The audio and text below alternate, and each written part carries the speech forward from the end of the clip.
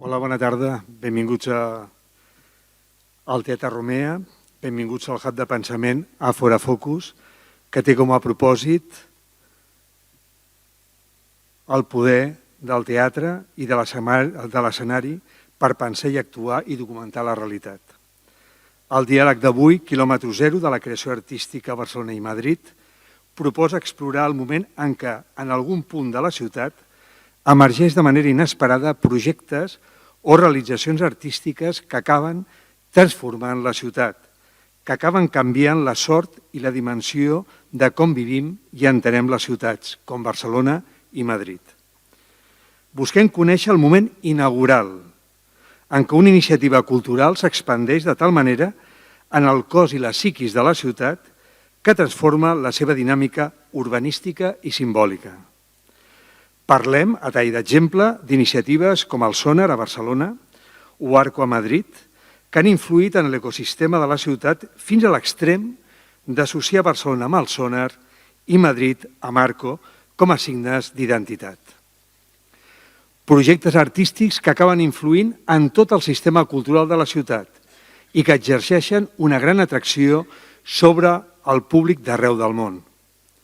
També en podem assenyalar projectes com Primavera Sound, el Festival OFF, Matadero Madrid, el Museu Nacional Centro de Arte Reina Sofia, el MACBA, les iniciatives del grup Focus, les iniciatives de la Fàbrica, a l'Ateneu de Madrid o a l'Ateneu de Barcelonès, que en el seu moment van sorgir de l'impuls públic o privat sense arribar a planificar prèviament la capacitat que tindrien per educar l'estètica i la sensibilitat de la ciutat.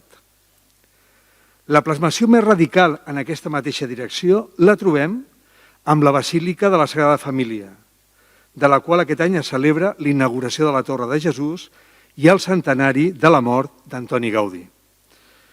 Una basílica dedicada a la fe i a la caritat que s'ha convertit 135 anys després de l'inici del projecte en una realitat en construcció constant. Una obra nascuda de l'impuls d'un grup, i aquí ve la part important, un grup d'homes i dones, l'Associació Espiritual de Devots de Sant Josep, que sense arribar a imaginar l'importància que acabaria tenint per Barcelona, van impulsar un temple expiatori dedicat a la Sagrada Família que avui continua definint una part de l'abast artístic i espiritual de la ciutat.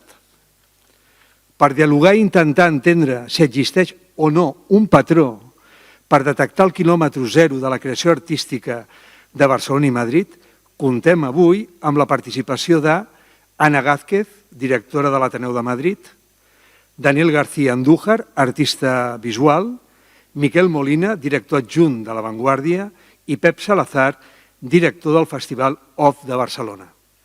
L'acte serà conduït per la periodista Rosa Badia.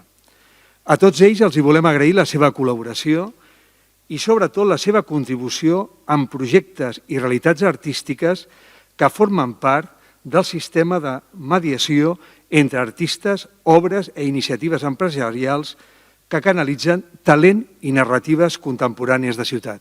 Moltes gràcies.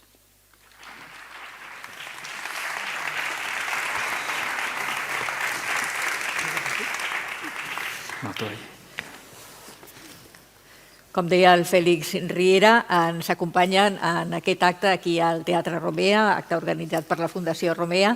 Ens acompanya Anna Gázquez, que és directora de l'Ateneu de Madrid, Centre de Pensament, Literatura, Política i Ciència, un espai de trobada per la cultura, per l'actualitat política i social, que organitza conferències, debats, exposicions, presentacions de llibres, una institució cultural bicentenària ja. Moltes gràcies, Anna, per acompanyar-nos. Al seu costat tenim a Daniel García Andújar. El Daniel García Andújar, artista visual dels mitjans, activista, teòric. Un dels primers i més destacats projectes que va fer era Technologies of People. Ha mostrat el seu treball a institucions tan rellevants com Documenta 14 o el Museu Nacional del Centre d'Art Reina Sofia. A l'altra banda, a l'altre extrem, tenim a Miquel Molina, és periodista, escriptor, director adjunt de La Vanguardia, on el podem llegir parlant de ciutats i cultura. Els seus llibres ens han portat a Venècia o ens han portat a la Riviera i també, naturalment, parla i ha escrit molt sobre Barcelona. I aquí al meu costat tinc a Pep Salazar, director del Festival Off Barcelona. Des del 2001 aquest festival és un punt de trobada de la creativitat visual i el disseny contemporanis on els millors talents d'arreu del món comparteixen els seus processos creatius i exploren el futur de la indústria creativa global. Amb tots ells volem tenir una conversa que ben segur, esperem que sigui molt interessant per tots vosaltres. I en primer lloc, ens agradaria que definíssiu quina és la condició contemporània de les ciutats, o dit d'una altra manera, que establíssiu quins són els elements bàsics que eleven una ciutat al rang de ciutat contemporània capaç de captar l'esperit de la seva època. Per exemple, per alguns, la dinàmica contemporània d'una ciutat la defineixen la mobilitat, els accessos, una oferta cultural associada a experiències cada vegada més convergents entre art, gastronomia, moda, esport, tecnologia. Per d'altres, en canvi, aquesta condició es troba en la capacitat de generar nous centres culturals capaços de renovar els centres urbans tradicionals que viuen a la vegada un moment d'èxit i decadència. Per vosaltres, què és? Què en penseu? Pep. Deixo una... Bé, gràcies per la introducció i gràcies per la invitació. Un plaer estar sobre l'escenari del Romea. No passa sempre. Fantàstic. Deixo una tres idees, si us sembla. Per mi, i l'enfoc de les ciutats cap a l'àmbit creatiu i cultural, que és del que parlarem aquesta tarda. Per mi, la densitat creativa d'una ciutat és important, és a dir, que una ciutat quina capacitat té d'acollir creadors creatius, no? I llavors quina densitat, quina capa de densitat provoca això, és a dir, no només habitants o habitadors de la ciutat, sinó aquestes persones o aquestes entitats que són capaces de crear. Per mi és important detectar aquesta densitat per considerar-la una ciutat contemporània, que evidentment la permeabilitat de l'administració pública, no? És una segona idea que deixo anar, aquesta cosa que necessitem perquè l'àmbit públic deixi fer a l'àmbit privat i que l'àmbit privat puguem construir a sobre d'aquelles administracions públiques o a sobre d'aquelles idees públiques que sustenten la cultura, la innovació i molta de les coses creatives en les quals estem. I una tercera idea, molt més antiga, diguéssim, o molt més pensada, que és la interconnexió entre altres ciutats, alhora que l'arrelament amb el propi entorn. És a dir, sense un arrelament a l'entorn no pots interconnectar, per tant deixarien aquestes tres idees. Ana Gázquez. Añadiría a todo esto, que totalmente de acuerdo con mi compañero. Bueno, por cierto, muchas gracias por este espacio y por invitarme. Diría generar el relato con los creadores como fuente de comunidad y después también como conectores y también como hacedores de todo ese ecosistema.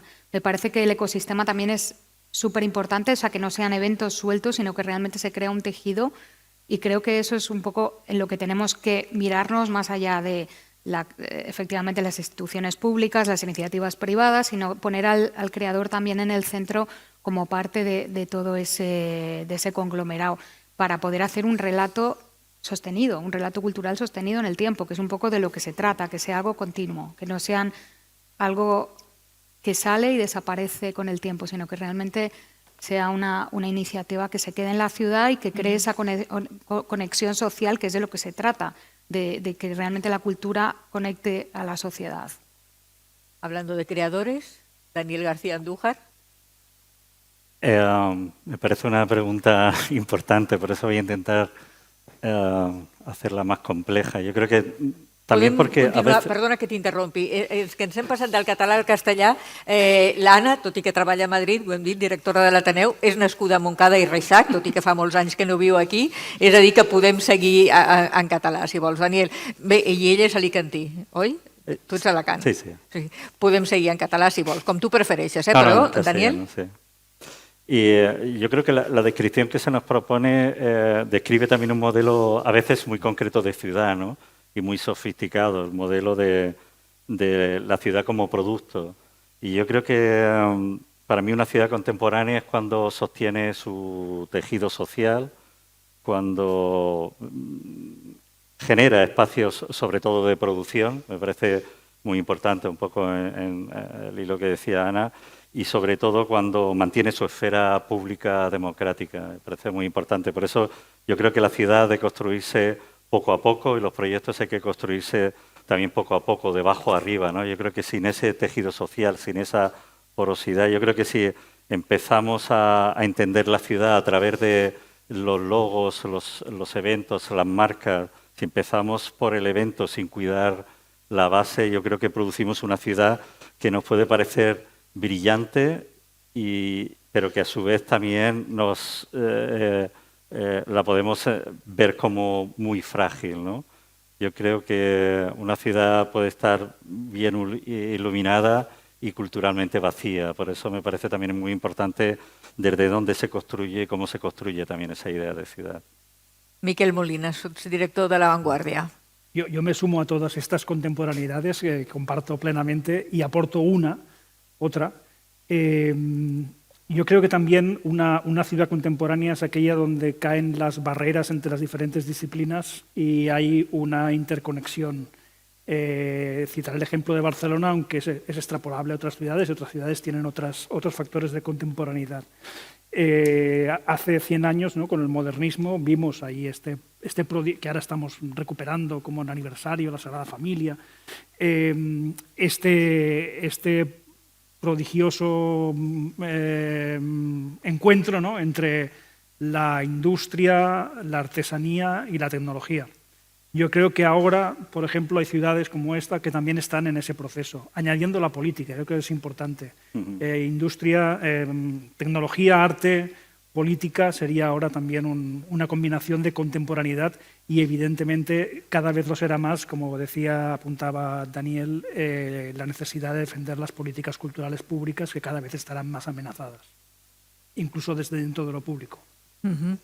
I com podríem definir aquelles iniciatives artístiques que després d'anys de funcionament acaben produint una espècie de Big Bang en el quilòmetre zero artístic, que provoca una nova lectura, no?, de la ciutat com a identitat cultural? Ho ha esmentat abans el Félix Riera, ha parlat del Sonar, per exemple, que ha convertit Barcelona en un referent artístic de la música electrònica, o Arco, a Madrid, una de les principals fires d'art contemporani del món amb 45 anys d'història.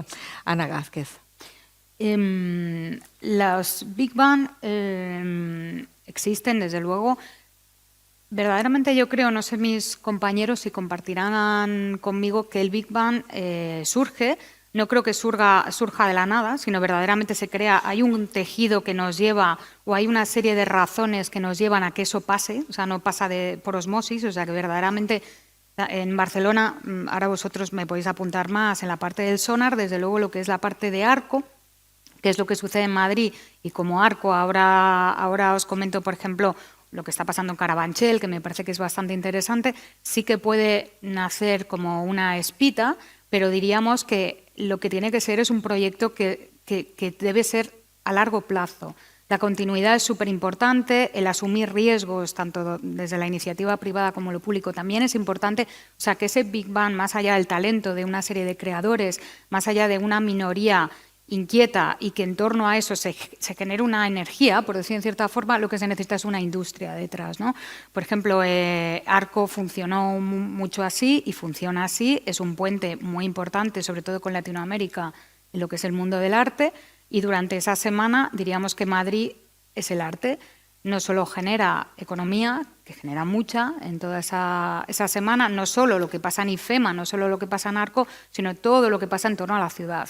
Y eso, al final, no deja de ser una iniciativa que comenzó como arte y como unos coleccionistas que querían de pronto mostrar lo que podían hacer y conectarse con otros países, sino que se convierte al final en un ecosistema que da trabajo y que da una serie de ventajas a la ciudad. Pero hay, por ejemplo, otras iniciativas. Os quería contar, por ejemplo, lo de Arbanchel. Arbanchel es una iniciativa que comenzó en el 2017, un poco basado en el Art Basel de Miami, en el Art Basel inicial, y pensaban hacer eso. En el 2017 era la idea, era Carabanchel, en ese momento los lugares eran muy baratos, los creadores estaban muy contentos ahí, y eso diríamos que ha ido derivando, y ahora mismo Arbanchel no existe, pero sin embargo eso comenzó siendo un inicio en el que de pronto ahora se han derivado a un lugar donde hay más de 30 galerías de arte, donde hay más de 130 artistas.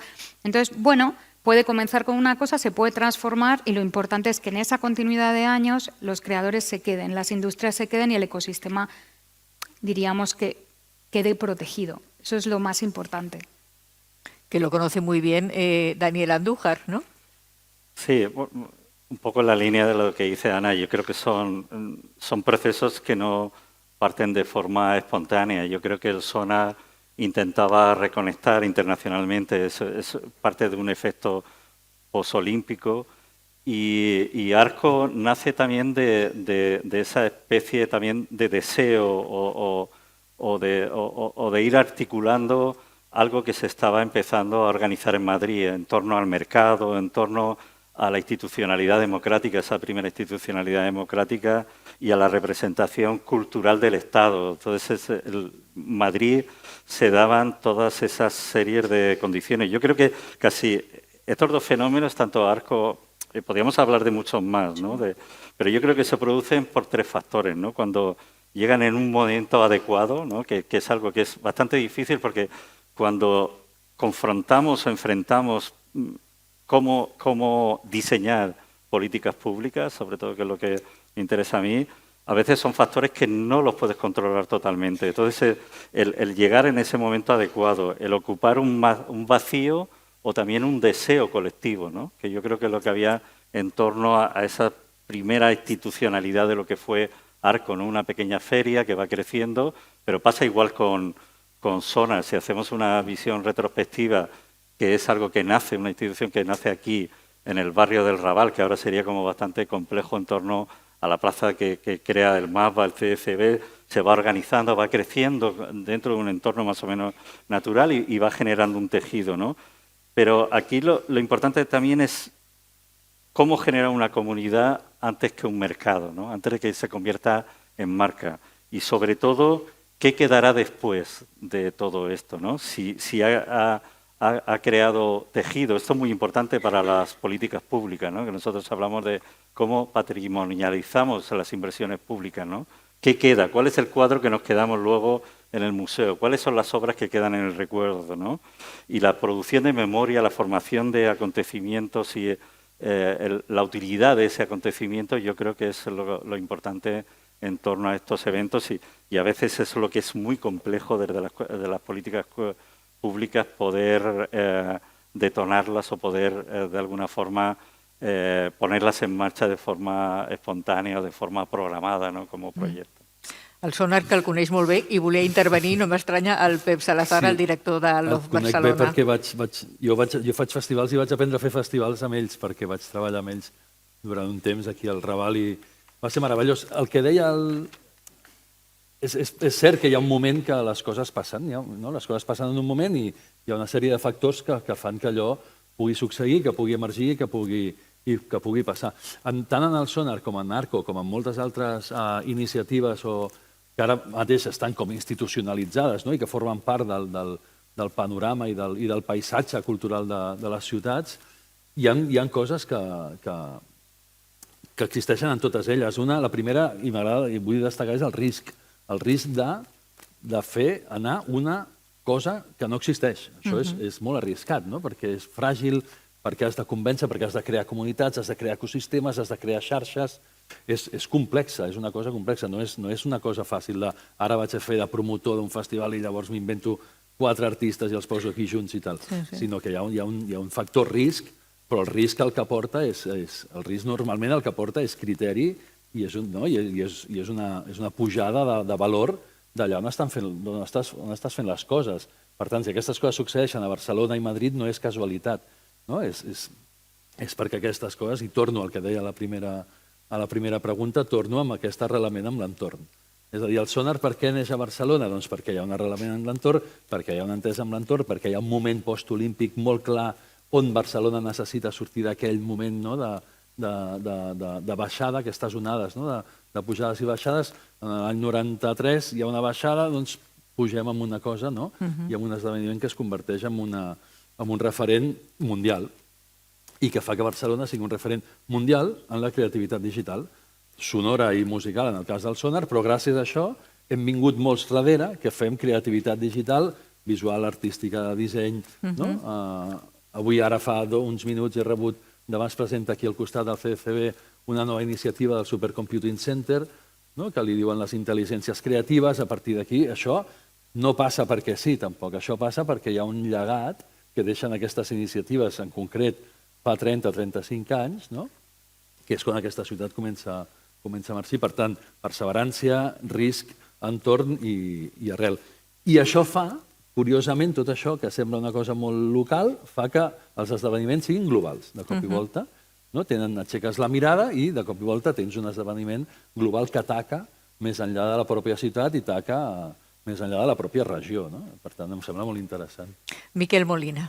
No, jo afegiria un factor que és dos factors, de fet, l'atzar i el factor personal. L'atzar és que les coses de vegades funcionen i de vegades no.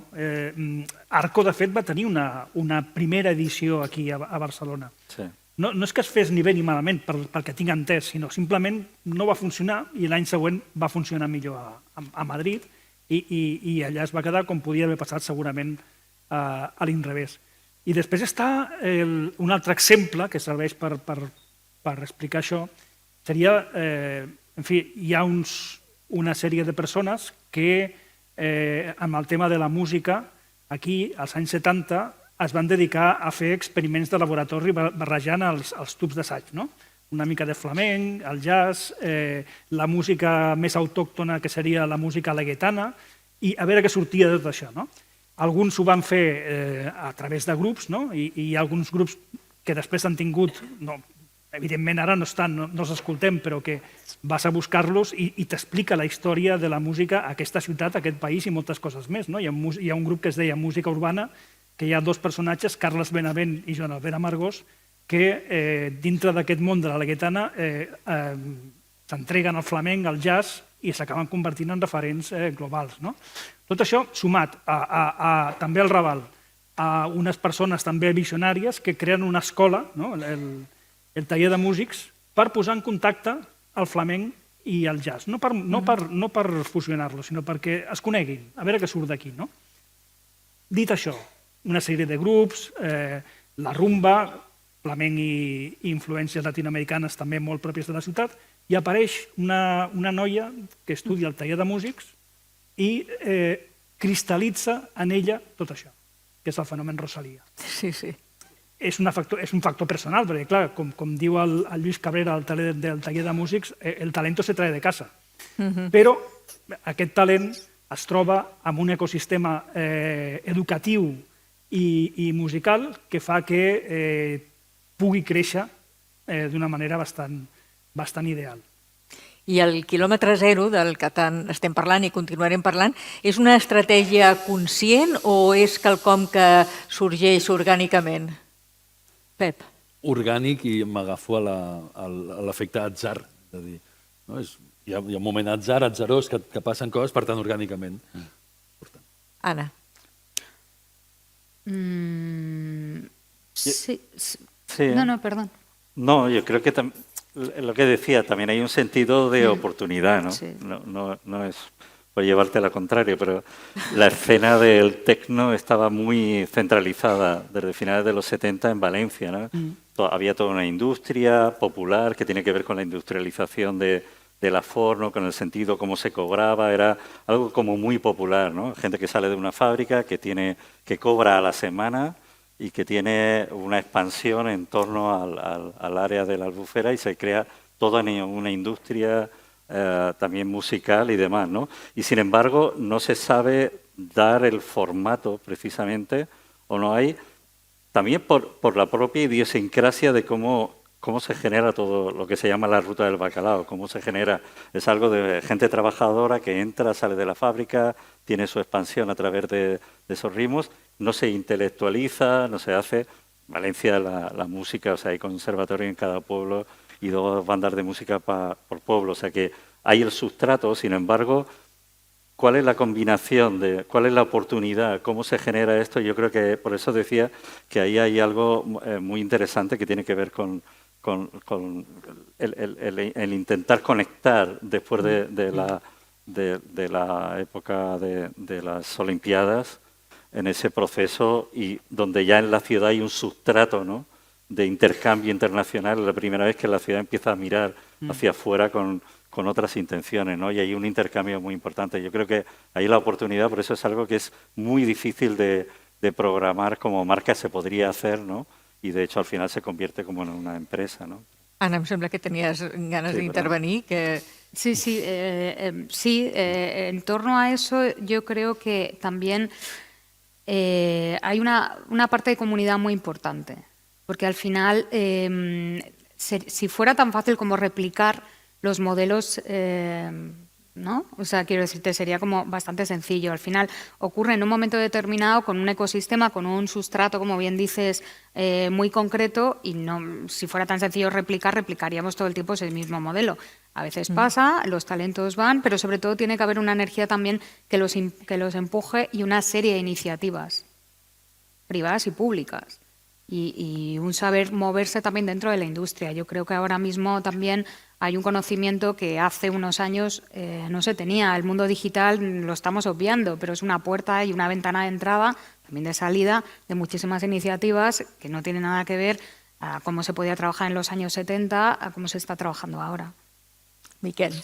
A mi em costa definir el tema del quilòmetre zero, no? Cada cop més, perquè cada cop estem tots més interconnectats. I no només ara, perquè hi ha un antecedent curiós, molt recomanable, a la Galeria Rocío Santa Cruz. Estan exposant l'obra d'Ukulele madrilenya, feta als anys 70, final dels 70, a Barcelona, que després ella té un gran impacte als 80 de la Movida. I als 80 de la Movida, a la Sala Rocola, no recordo ara el percentatge, però la quantitat de grups catalans que van anar a tocar allà és enorme. O sigui que on està el quilòmetre, no? Vull dir, el propi format d'aquest debat, no? Els 618 quilòmetres ja demostren que és molt més extensible. Però, per exemple, ara, el que apuntava el Pep, a partir del Sonar i d'altres iniciatives, com artistes també, ara gaudim aquí a Barcelona, amb molta connexió també amb Madrid, d'un moment bastant esplèndid d'aquesta interrelació de l'art, de la tecnologia, de la ciència i de la política. Però, clar, té tantes procedències diferents, no? L'ADN d'això és tan difícil de determinar. Tenim el Festival Off, que dirigeix el Pep, que ha fet cada any fa un salt endavant i s'està posicionant ja com un... Primer només parlàvem del Sonar +D, no? Vull dir, ara tenim moltes més coses. El que ha anunciat ell, que és molt important, aquest projecte, aquest laboratori que presenta demà al Barcelona Supercomputing Center, liderat per gent molt potent de l'escena barcelonina. Tenim el Festival Mira, tenim un futur festival bienal que està preparant l'Ajuntament, tenim la Foneria de Canons, on està la Generalitat treballant també per un projecte de donar una seu també a tot aquest tipus, posar, diguem, un espai per tot aquest tipus de barreges. Tenim la New Art Foundation a Reus, que sempre ho deixem perquè, en fi, som molt centralistes, però allò és extraordinari. Demà vaig a visitar-los. Els artistes, i segur que de la Salle, o sigui, tenim, i em deixo coses, vull dir que fa uns anys era més fàcil d'explicar això, no? Ara, afortunadament, però tot amb unes procedències molt variades, amb molta gent de fora, amb molta interconnexió amb altres ciutats. I amb interconnexió disciplinària, que deies tu també abans, Miquel, perquè deixes... Tots ens deixem coses, però Casa Batlló, per exemple... Casa Batlló, sí. Perquè és un exemple claríssim, no?, de com portar la contemporaneïtat més radical a la contemporaneïtat radical de fa 150 anys. Lligant amb el modernisme. Lligant amb el modernisme, és a dir, fa 150 anys allò era radicalment contemporani, avui és radicalment contemporani fer una exposició de United Visual Artists a la segona planta, no? Per tant, jo crec que sempre aquesta ciutat sempre ha tingut aquesta capacitat de risc. Per mi és el risc.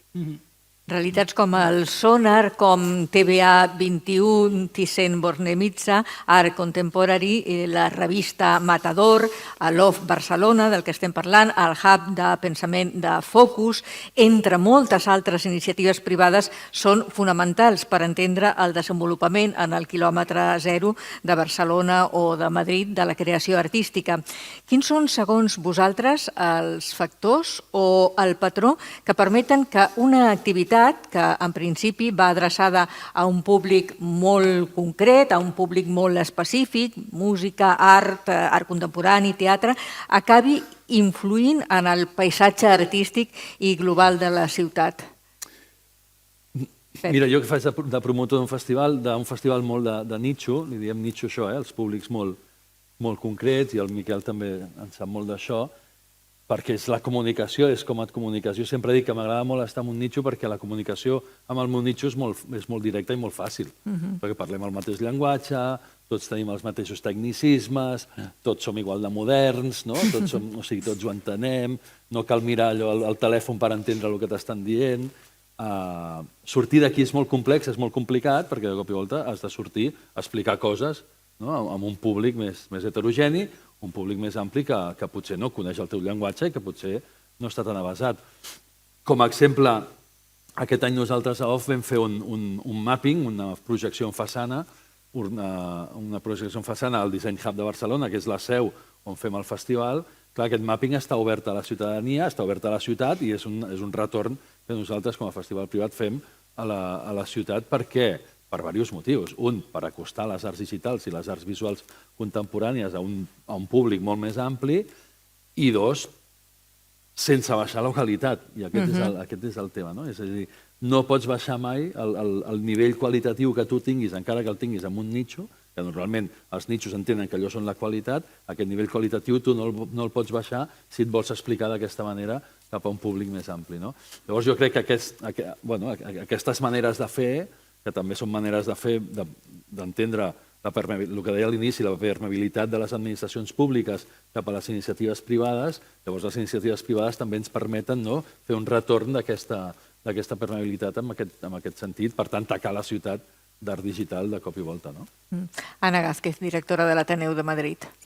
Yo creo que hay una parte importante, uno de los factores, por ejemplo, y volviendo a lo que comentaba Pep, es el tema del riesgo. Nosotros, por ejemplo, desde el Ateneo de Madrid, que sí que me he sentido bastante reflejada con lo que ha comentado mi compañera acerca de la Casa Batlló, es que en el fondo tú tienes edificios patrimoniales, en nuestro caso son 200 años de edificio BIC categoría de monumento. Eso significa que para cambiar una bombilla necesito que me den un permiso. Fácil, ¿eh? Esto un poco complicado en general. Veníamos a lo mejor de 40 actividades aproximadamente al año, estamos a aproximadamente 1000 actividades al año. Tenemos 6 actividades al día, más salas de exposiciones, más conciertos. Estamos intentando hacer cosas que sean modernas sin perder nuestra esencia, y eso es un riesgo. No solo es un riesgo económico, es un riesgo también al final de una identidad. Es decir, el Ateneo se conoce de una determinada forma y nosotros estamos intentando cambiar esa narrativa y decir, es una casa de todos igual que lo fue hace 200 años, ¿no? En ese discurso, diríamos, institucional, nosotros somos una institución privada, sin ánimo de lucro, no somos públicos y no tenemos tampoco ayudas ni subvenciones, o sea, tiramos un poco a pulmón y con socios y también con otra serie de ingresos, ¿no? Por ejemplo, con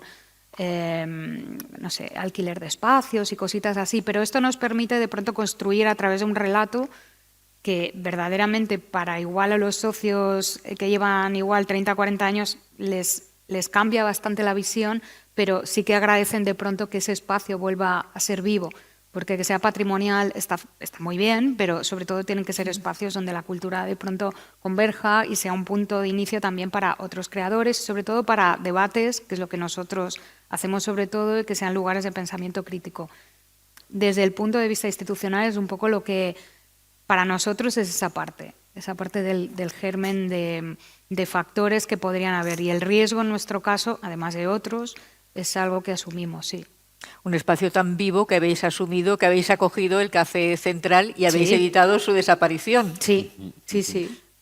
Y estamos encantados de que así fuera, porque Esto también forma parte del discurso de la gentrificación, de que las ciudades de pronto es muy extraño, porque de pronto estamos hablando de que el mundo creativo, el tejido creativo, queremos que estén en la ciudad, necesitamos que estén en la ciudad, pero muchas veces los expulsamos nosotros mismos y se convierten en lugares donde ni siquiera tienen acceso para poder vivir. Entonces, al final, estas ciudades donde queremos tener jazz y también queremos tener salas alternativas y laboratorios de experimentación y lugares de creación, a la hora de la verdad está siendo también muy complicado a la hora de vivir en ellos por el propio coste de vida. O sea, cosas tan prosaicas como eso, ¿no?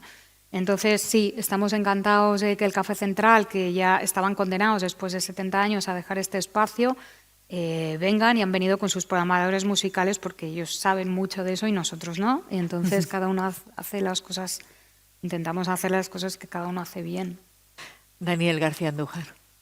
No, yo creo que una actividad de nicho tiene la capacidad de transformar una ciudad cuando deja de ser solamente programación y se convierte en una infraestructura compartida, como está diciendo Ana, porque si no estamos en un momento en el que identificar nichos y explotar esos nichos cada vez es un formato más estandarizado y más común. Cuando operas bajo demanda, estamos en un mundo donde la confluencia y la estandarización es cada vez más demandante en algún sentido, cuando tienes que vivir de subvenciones, cuando tienes que vivir de apoyo, cuando tienes que vivir de la taquilla. Yo creo que aquí la pregunta es quién se queda fuera del relato, ¿no? Y cómo operamos un poco, porque yo también estoy bastante desconforme o incómodo con esto del kilómetro cero, porque identificar qué es el centro y la periferia ahora es bastante complejo, ¿no? Vivimos en un mundo donde está ya diseñado precisamente para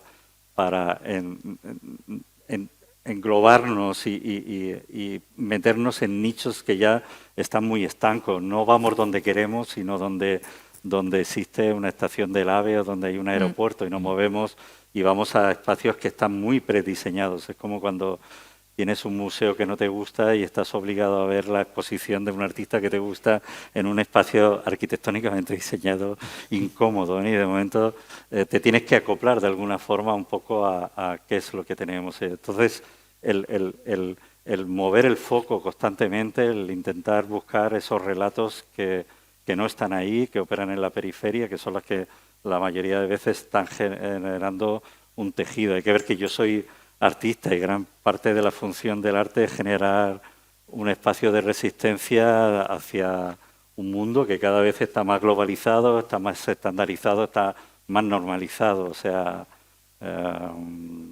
estamos obligados a ir a un aeropuerto y comer exactamente las 5 comidas que se comen las mismas en el aeropuerto de Barcelona que en el de Tokio, que en el de Dubái. O sea, pizza, nachos, hamburguesa y demás, y sushi es lo que... O sea, el salir de ese tipo de formatos, el buscar, es donde yo creo que hay que buscar esa complejidad y donde hay que hacer ese trabajo de proceso. Miquel Molina. Jo ara escoltant-los, a l'Anna i al Daniel, sobretot, aquesta part final, crec que el tema de la resistència cultural també és un missatge per ella mateixa, no? O sigui, és un relat també, no?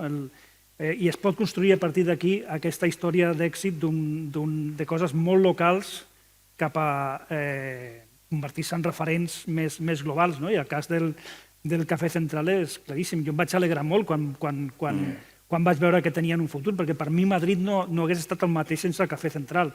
Igual que per mi, que sóc molt aficionat al jazz, doncs sense el Jamboree tampoc seria Barcelona, no? Per una altra persona serà un altre referent. El Romea, evidentment, és un teatre de tots que volem que segueixi sempre obert, no?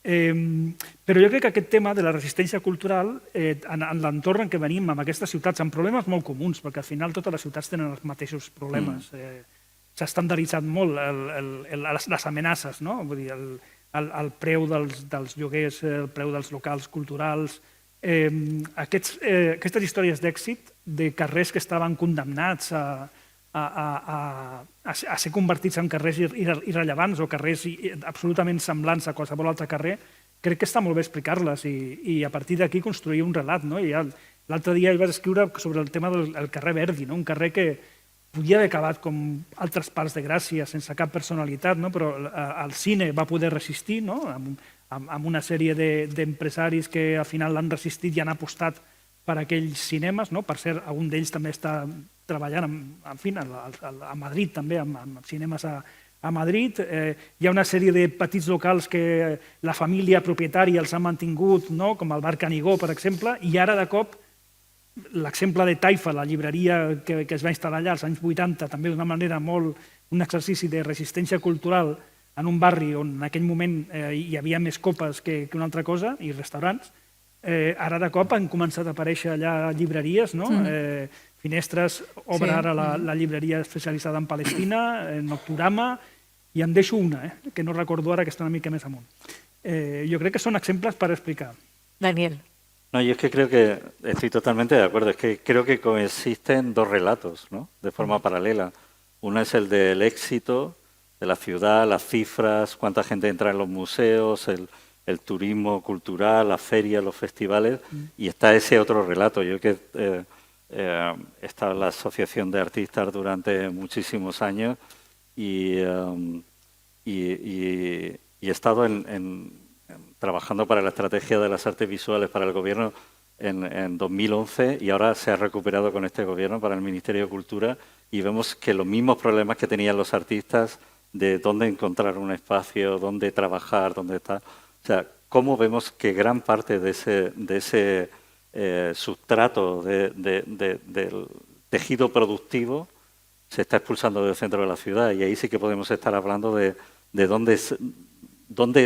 dónde se opera y dónde estamos generando o regenerando ese tejido, porque antes evidentemente toda la efervescencia que había en los 70 en el centro de Madrid, en el centro de Barcelona, donde todo se confluía en torno a pocas calles, a la Rambla, donde se hacía el cine alternativo, donde había esa efervescencia, cada vez se va dinamitando. La gente viene a estudiar aquí, viene a tomar decisiones, pero llega un momento en el que no puede quedarse en la propia ciudad a pesar de ver el brillo. Por eso a veces el brillo no nos deja ver todo ese tejido, que es importante estar. Igual que queremos tener un tejido científico y queremos que venga de fuera y hay que importarlo y hay que sedimentarlo, yo creo que eso hay que ser muy consciente que hay que fijarlo y hay que fijarlo a la propia estructura y hay que fijarlo a la propia infraestructura de la ciutat misma. Sí.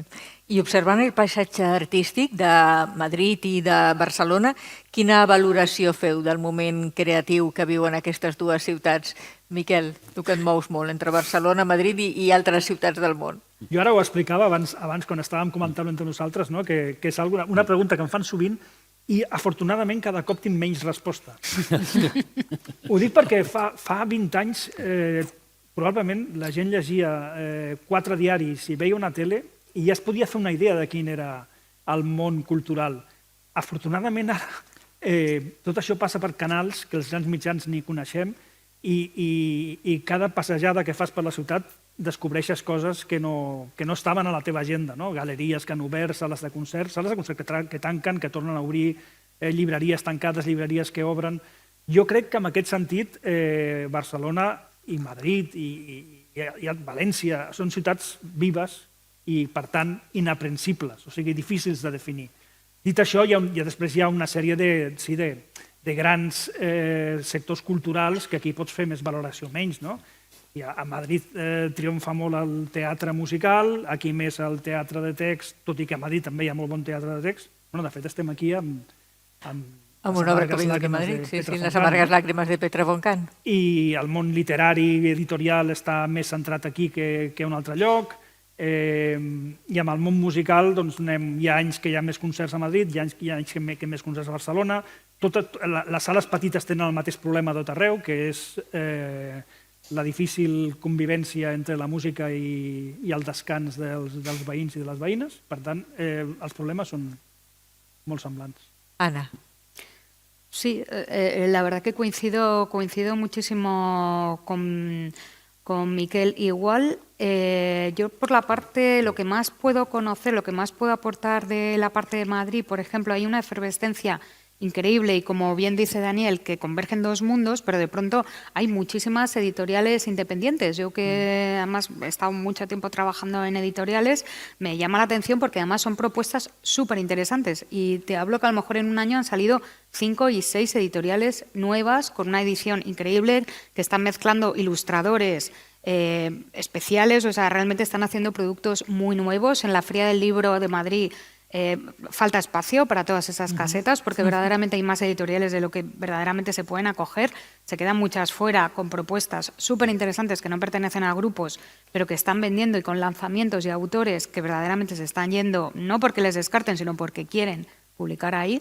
Y lo mismo está pasando un poco con esa efervescencia y esa explosión de galerías de arte o de espacios de pronto diferentes. O sea, hay una iniciativa que comenzó hace unos meses, que forma parte de la Fundación Nina Carasso, que es de la Fundación Danone, ¿no?, que es Infinito Delicias. Es un espacio también así de creación, que de pronto tienen una cocina, de pronto hacen gastronomía, pero también crean otras iniciativas. Son residencias artísticas para 4 artistas que vienen de Europa. De pronto tienes como cosas muy extrañas o muy diferentes de lo que a lo mejor es el Thyssen, la Casa Encendida. Entonces ya estamos en otro peldaño en el que realmente me parece interesante. O sea, creo que hay propuestas para todos los públicos, y creo que es un momento que, más allá de las dificultades de lo que consiste ser, no te digo ciudadanos, sino artistas, y estar conviviendo en este espacio, es un momento buenísimo. Pep Salazar, també tan optimista?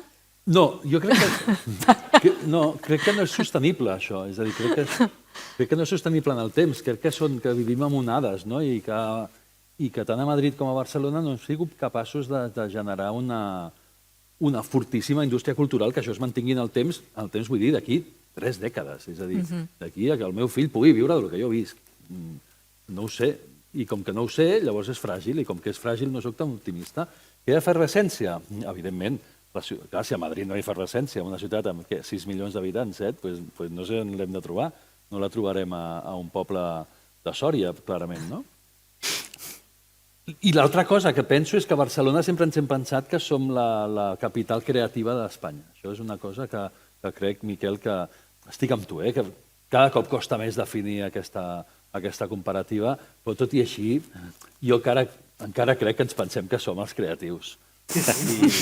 I ens pensem que som els creatius perquè estem al Mediterrani, perquè estem al costat de França, i perquè parlem 2 llengües, i perquè ens hem considerat sempre la perifèria creativa d'un centre estatal, que és Madrid, que és el que mostra. I després fas això ho extrapoles a Barcelona, també veus que a Barcelona, al centre, s'ensenyen coses que es creen a l'Hospitalet. Aquest joc, a mi m'interessa molt aquest joc de perifèria-centre, i crec que a Barcelona som així de pensar-nos que... No ho sé, eh? No, però sí és veritat que les ciutats... Ho dic una mica irònicament, no sé si és veritat que som els creatius. No, segurament no. Probablement no. És veritat que les ciutats que no són capitals han de buscar-se més la vida en el sentit de definir què volen ser, no? Les capitals ho tenen més clar, hi ha una concentració de poder polític, econòmic, i al marge de que després tinguin la seva vida cultural riquíssima, però sí que tenen aquest model més definit. Les ciutats que no són capitals han d'intentar trobar què volen ser. Per tant, el debat sobre la pròpia ciutat està molt més viu. Hi ha molt més experts en ciutats a Barcelona que a Madrid. Bueno, es verdad que Barcelona conserva esa tradición de pensamiento crítico. El problema es cuando empieza a padecer cierta fatiga, cuando se convierte en marca, ¿no? Claro. En cualquier caso, yo creo que... Y también Madrid, por otro lado, ¿no? Madrid tiene una gran concentración del mercado, todo el mercado de las artes visuales, galerías, o lo que llamamos mercado, ¿no? El mundo del arte, pero el mercado está concentrado en Madrid ya desde hace tiempo, ¿no? Es verdad que es muy volátil y a veces es una burbuja porque depende mucho de expas, de comunidades que están en tránsito, que no van a dejar seguramente un sustrato dentro de unos años, y también la capitalidad, o sea, tiene una carga institucional y sobre todo todas las marcas, todo el poder económico del país tiene sus grandes marcas. Está la Milla de Oro del Prado, que es donde todo el mundo ya no quedan espacios, no quedan museos donde meter la cuña para meter el espacio, ¿no? Pero yo creo, en cualquier caso, que también soy pesimista en esto, que no hemos sido capaces seguramente de generar por un lado, unas políticas, y tampoco tenemos una tradición empresarial seguramente para generar otra dimensión cultural o otro tipo de instituciones. Está muy de moda que instituciones más pequeñas, que son más radicales, que van encontrando nichos, que se apuntan a cualquier moda, sea la latinoamericana, sea África ahora y tal, operan en todos los sitios, operan al mismo tiempo en Venecia, que en París, que en Madrid y tal, o sea, van buscando esos nichos, que muchos son de marca. Pero yo sí que soy optimista, que viajo y ahora que vengo de Venecia de hablar con muchos colegas de fuera, de medio mundo, que en España hay como una puerta abierta que nos ven como una pequeña reserva de Occidente, y creo que hay una oportunidad que creo que es política, que a nivel global, donde hay un colapso y hay un movimiento reaccionario casi planetario, donde puede haber nichos donde hay ciudades precisamente como Barcelona o Madrid o otras, no sé exactamente cuál es la determinación política que podía haber ahí, que podía ser pública, podía ser privada, podía ser una cosa mixta, pero yo creo que sí que hay una puerta de oportunidad donde hay un espacio para la experimentación, para cierta radicalidad, para la creación, donde se dan unas condiciones a nivel político que son bastante únicas, y a nivel de oportunidad que yo creo que no se están aprovechando, que llevamos ahí un decalaje que se podían estar aprovechando, porque todo el mundo, a mí muchas veces se refiere, vives en Barcelona, qué bien, ¿no? Pues joder, ahí, ¿qué tal? Que podéis hablar de todo. Estamos hablando que países como Alemania tienen un retroceso reaccionario muy potente, con problemas en universidades públicas que han sido el faro de Europa durante muchísimo tiempo. Está pasando en Francia, está pasando en Holanda, está pasando en Bélgica. O sea, eso también es una ola y es una corriente de oportunidad, y yo creo que ahí hay una puerta abierta de optimismo que se podría aprovechar, ¿no? Más allá de buscar modelos, de importar modelos y tal, de crear un modelo de experimentación, y por eso, y como decía, construirlo de abajo arriba, que es cuando tendrá precisamente unos buenos pilares y que generará lo que se generó en Berlín, por ejemplo. Yo estuve viviendo los últimos años 90 en Alemania, y había esa apertura donde de momento algo tan sencillo como que cualquier artista podía tener un espacio de trabajo más o menos gratuito o muy accesible, creó una efervescencia que de momento hizo emigrar a gran parte de todos los artistas europeos y concentrarse allí, ¿no? Doncs tant de bo, tinguis raó. Hem parlat d'esdeveniments culturals que neixen de l'entorn empresarial o d'iniciatives privades, però quin paper juguen aquells produïts per artistes que en alguns casos viuen fora de Madrid o Barcelona i que han tingut un gran èxit o tenen un gran èxit i una gran influència canviant la percepció que la ciutat té d'ella mateixa? Ha sortit a la conversa i surten totes les converses. El cas de Rosalía, però també podem pensar en altres artistes, Jaume Plensa, Felipe Pantone, Belén Uriel, Cristina Bamban. Qui vol obrir? Qui vol començar? Bueno, como queráis, ¿eh? Venga, o sea, veo que me estás mirando. Venga. Vale, yo creo que la relación ahora mismo entre el creador y la ciudad, diríamos que es más emocional y más de narrativa que geográfico. O sea, yo creo que ahora mismo que Rosalía sea de Barcelona, pues estupendo, pero no creo que sea determinante. No creo que para ella, como artista, aunque saque la bandera y lo comente y lo diga, me parece fantástico y es como debe ser, ¿no? Pero verdaderamente no es determinante. O sea, sí que creo que lo que verdaderamente puede quedar es que además de exportar talentos seamos capaces de mantenerlo, seamos capaces de sostenerlo, porque estas cometas Halley's, muy pocos. O sea, de pronto hay un tejido en medio de todo eso que sostiene, que son un montón de artistas que están ahí y que tenemos que ser capaces de darles lo que necesitan, más allá de que de medio de todo eso salgan artistas así. Miquel Molina, sots director de La Vanguardia. Bueno, jo crec que hay varios niveles també per respondre a aquesta pregunta. No? Un ja l'ha respost molt bé l'Anna amb el cas d'aquests artistes globals que també al final no són d'enlloc. No? Són de la ciutat on estan actuant o quan es retiren a composar doncs, del lloc on fan. No? Però després jo sí que crec també que la relació entre l'artista i la ciutat també ve molt definida per la manera en què les ciutats estan expulsant els artistes, no? I creant aquesta expulsió d'artistes cap a zones de l'àrea metropolitana, en el cas de Barcelona o de Madrid, no? Res que no sigui que no coneguem ja de ciutats com Nova York, i altres exemples, la pròpia Berlín. Això, per arreglar-ho, evidentment, caldrien altres debats i amb altres persones assegudes aquí, no?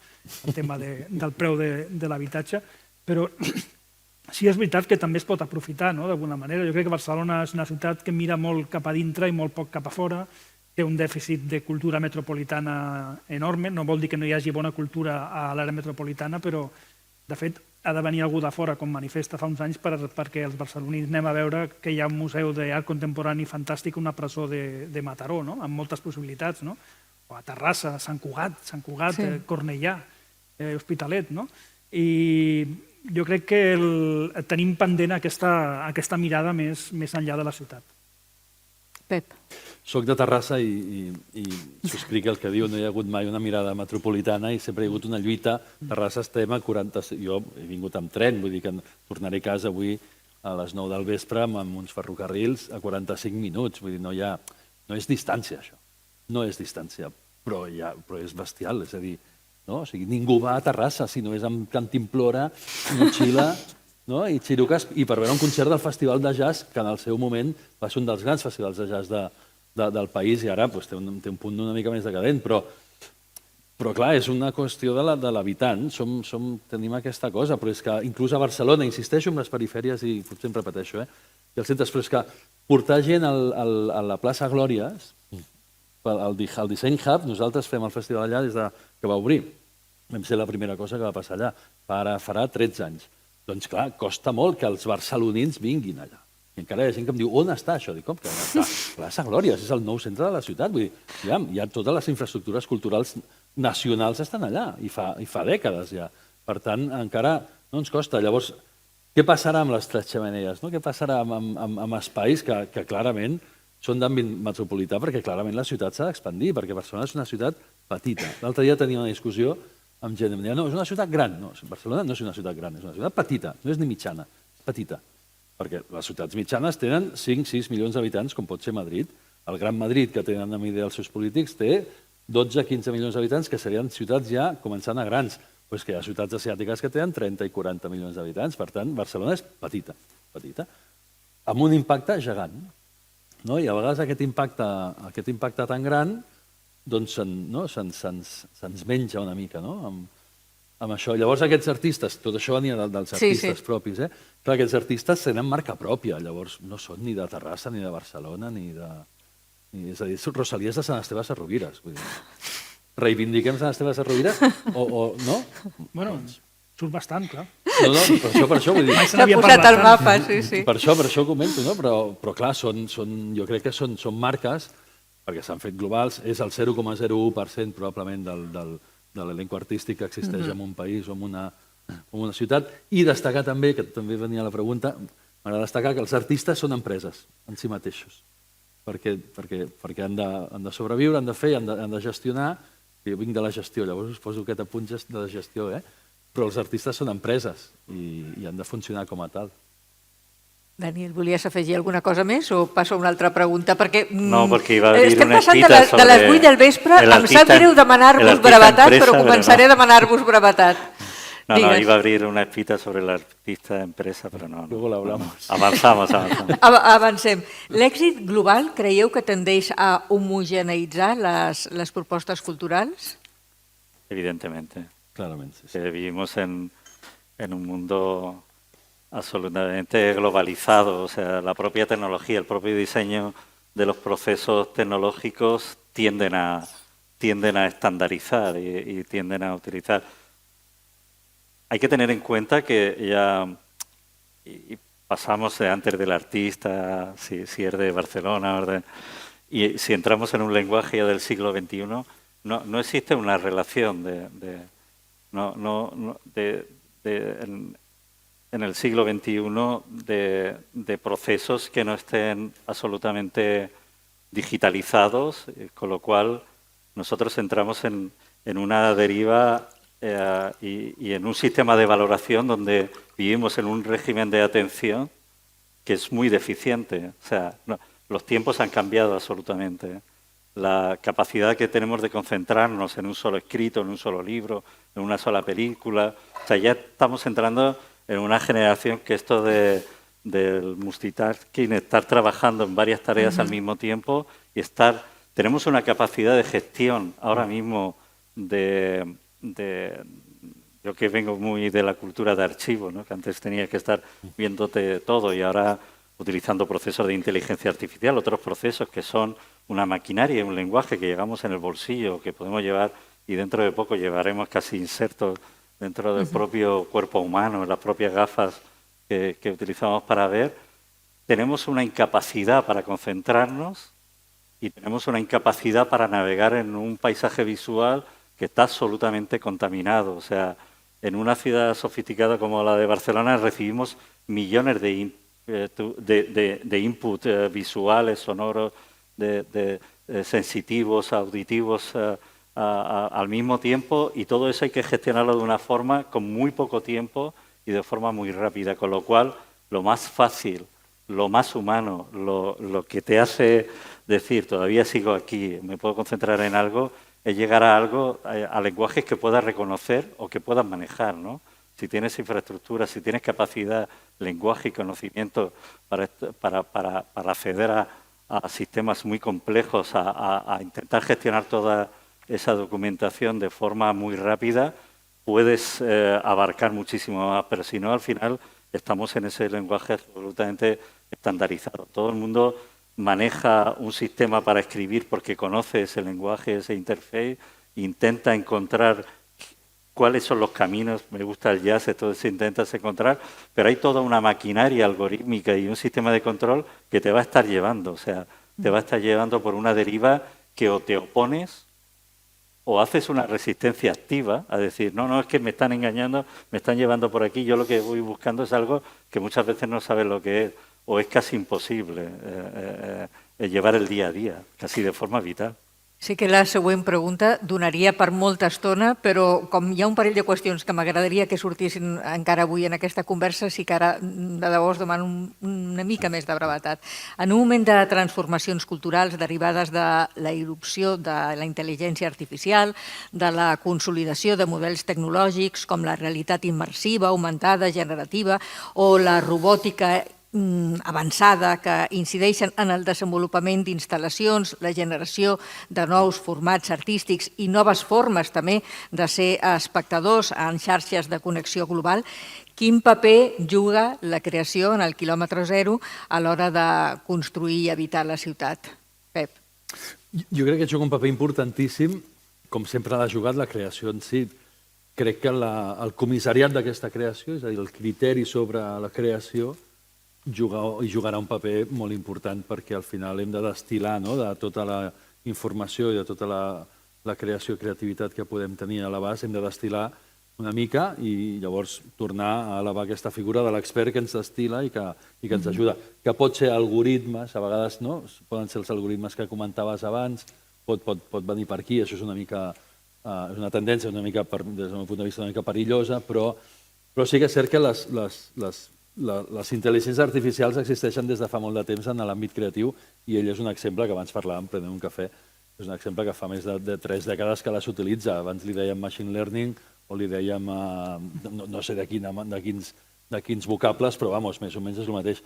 La diferència avui en dia és que és aquesta intel·ligència artificial generativa, sobretot de text, que ens ha fet que tota la humanitat siguem early adopters d'una cosa absolutament boja. Ana Gázquez. Yo aquí voy a ser un poco disruptiva, porque no voy a hablar de la IA ni de todo esto desde mi punto de vista institucional y también desde el Ateneo de Madrid, independientemente de las prácticas de la IA, como lo tenemos metido en el trabajo, en el día a día. Para nosotros, por ejemplo, este año es el primer año que hemos entrado en el ranking de la Fundación Contemporánea de lo mejor de la cultura y verdaderamente estamos ahí, preguntamos al jurado y nos dijeron que verdaderamente dábamos espacios de debate presencial, dábamos lugares donde no era importante la tecnología en ese sentido, o sea, estábamos dando lugares de experiencia humana, por decir algo, ¿no? Y nosotros desde el Ateneo estamos ahí, naturalmente estamos abiertos, hemos hecho instalaciones inmersivas y estamos muy a tope con todo lo que son las nuevas tecnologías, pero sí que creo que cada vez más todas las experiencias que tengan que ver con esta parte van a tener cada vez más valor. Hay iniciativas privadas, por ejemplo, estuve leyendo hace poco una de Miu Miu, la marca esta de moda, que tienen clubs de lectura. Verdaderamente tú dejas tu móvil al entrar y entonces la gente se junta y lee, como las Bueno, los clubs fiestas de lectura tienen un éxito extraordinario. Entonces, de pronto está el videomapping. Estamos conviviendo con muchísimas, diríamos que transformaciones a la vez o iniciativas a la vez, que es curioso porque estamos en distintos tiempos, en distintas etapas, y creo, al menos la parte nuestra, lo que es la experiencia cultural nos está avalando. La gente quiere experimentar las coses en primera persona. Miquel. Sí, el quilòmetre zero aquí no li donaria el valor geogràfic, sinó del ser humà, no? Que és l'inici de la creació artística, de la creació intel·lectual, no? I crec que cada cop veurem més espais on conviuen la tecnologia i la presència humana. Explicaré també que en el tema del periodisme, per exemple, nosaltres estem començant a veure, hi ha possibilitats de fer periodisme davant d'un públic, explicar les notícies davant del públic d'una manera molt àgil. En el cas nostre ho estem fent molt sovint en presència contínua de periodistes a Casa SEAT, que allà reunim els subscriptors i la gent interactua. I després, fins i tot en el cas dels artistes que estan amb la tecnologia, perquè el Daniel fa molts anys que treballa amb això, però el Daniel és un ser humà que està present a molts llocs, que escriu llibres i que ell acompanya la seva obra, no? Vull dir, sabem d'on surt perquè ell ens ho explica, no? I com aquests hi ha diversos artistes que estan treballant, en col·lectius artístics que estan treballant també en presència física i tecnologia. Daniel. Sí, bueno, dos cosas. Una, que cada vez vamos a demandar y necesitar espacios, igual que tenemos refugios climáticos, refugios que no sean inmersivos, que sean más humanos.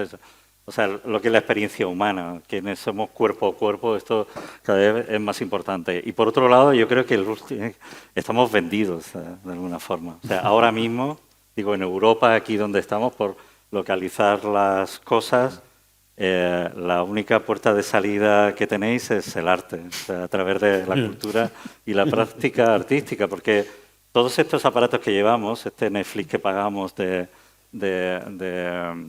a OpenAI, a todas estas empresas, ChatGPT, todo este tipo de herramientas que estamos pagando, son corporativas. No sabemos cómo se han estrenado fuera de Europa, son totalmente opacas. No sabemos exactamente, o sea, no tenemos ahora mismo el Supercomputer Center, por medio de un proyecto europeo, está poniendo en marcha, pero recuerdo en la pandemia estaba en una comisión que cuando la Comisión Europea decía, bueno, llevamos como unos 10 años, se hacen unas prospecciones para 10 años, 20 años y 30 años, ¿no? Cuando se estaba haciendo esta futurología, se decía, bueno, hay que entender que en Europa llevamos como 10 años de retraso en relación al mundo corporativo en China o en Estados Unidos e Inglaterra, ¿no? Muchos de los técnicos que había, que gente que sabe mucho más que yo, evidentemente, se reían en ese Zoom. La mitad de la gente se estaba riendo. Y es algo que hay que empezar a tomárselo muy en serio, porque no tenemos un modelo, los modelos de lenguaje estrenados que tenemos, no tenemos un modelo que incluya la diversidad lingüística, pero tampoco cultural de toda Europa. O sea, no están estrenados en euskera, en español, en catalán, en esto. O sea, hay muchos proyectos en marcha. El otro día estuve en Santiago de Compostela en uno de los primeros proyectos europeos que hay. Están haciendo traductores y decía que, por ejemplo, en Euskadi llevan como 20 años intentando hacer un traductor, pero como no se utiliza, no aprende el propio modelo.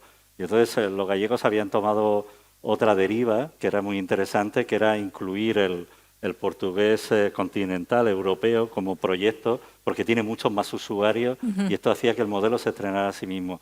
Pero es algo que tenemos que tener muy en cuenta porque estamos cogidos de pies y manos de alguna forma. Estamos ahora mismo sin tener una salida. Se está abriendo y paradójicamente se está abriendo una puerta otra vez como en los años 90 hacia el software libre, a instalarte tus propios modelos en tu casa de forma doméstica, porque en China se han abierto los modelos, si no ahora mismo estaríamos absolutamente supeditados a un mercado corporativo que está regulado en Estados Unidos y que está estrenado solamente en inglés y en una cultura totalmente anglosajona.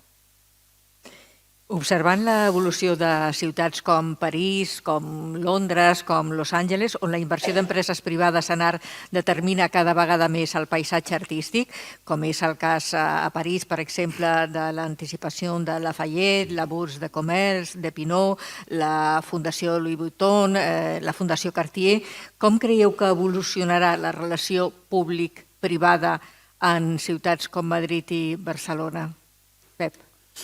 Jo aquí tinc una dicotomia. Vaig estar a París l'altre dia de pagès i vaig veure la Bourse de Comerç i em vaig voler morir del gust d'entrar en aquell espai meravellós i sensacional i ampli i tecnològic i modern i contemporani. Tot allà reunit. I jo vull això, però clar, després pensa una mica, un moment, que això és l'elit, és la gran elit. No és ni l'elit, és la gran elit, no? O és l'elit o la gran elit que ens hem pensat que ho és perquè són marques de luxe, no? I que estan, de cop i volta, aquestes marques del gran luxe que ens estan dirigint també al gust artístic. No? I llavors vaig entrar, bueno, se'm va trencar una mica el cap. Llavors no tinc resposta perquè encara estic pensant-hi. I crec que això passa a ciutats grans. I torno a insistir, Barcelona no té la dimensió per tenir la capacitat de conviure amb la Fundació Louis Vuitton, la Bourse de Comerç, el Louvre i no sé què més que hi ha a París. Aquí tenim el que tenim. Ana Gázquez.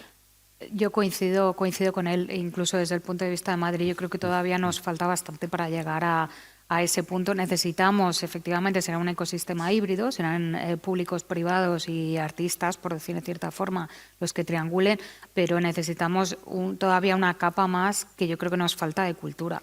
En general, no cultura, sino cultura para llevar a cabo una industria cultural, así de claro. Sí, totalment. Miquel Molina. Jo crec que hi ha diferents escales, has parlat de París, has parlat de Madrid, Barcelona està a un altre nivell. Hi ha una descapitalització en quant a aportacions a la cultura molt gran. Els empresaris locals són dignes excepcions, abans mencionava un que està obrint llibreries.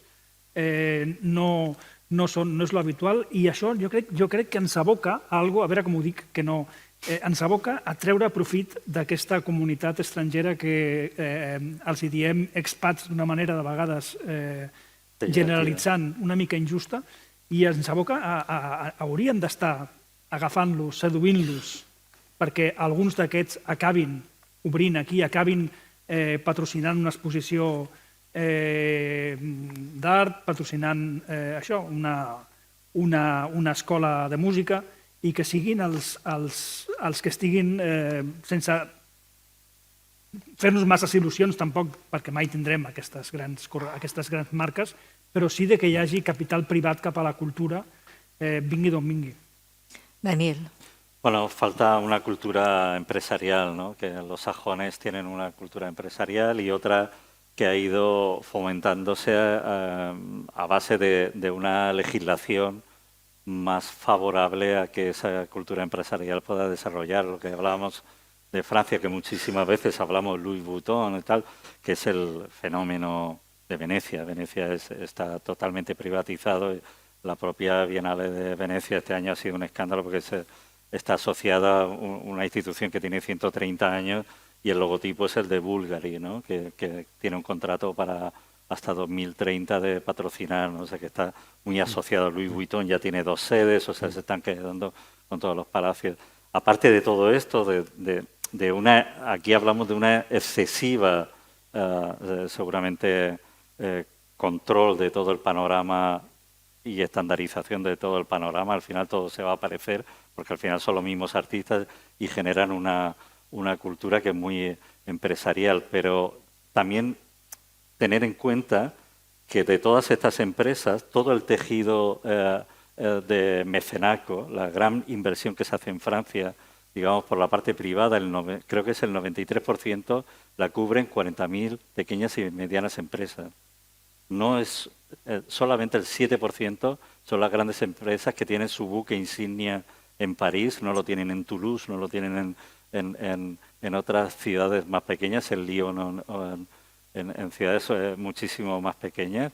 Y ahí es donde yo creo que hay un trabajo que, por ejemplo, aquí en todo el proceso desde el inicio de la democracia nunca se generó esa pedagogía empresarial y esa infraestructura legal para que esto suceda.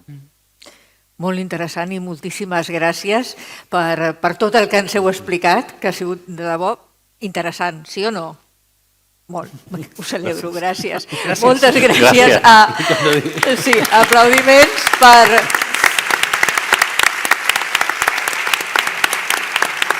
per Miquel Molina, el director adjunt de La Vanguardia, per Daniel García Andújar, artista, per Ana Gázquez, la directora de l'Ateneu de Madrid, i per Pep Salazar, que és el director de l'OFF Barcelona, que ens han acompanyat avui per parlar del quilòmetre zero de la creació artística i aquest viatge que hem fet entre Madrid i Barcelona, però bé, hem viatjat per molts altres llocs del món escoltant-vos. Moltíssimes gràcies en nom de la Fundació Romea. Un plaer ser aquí sempre, ser al Teatre Romea. Gràcies, molt bona tarda. Gràcies.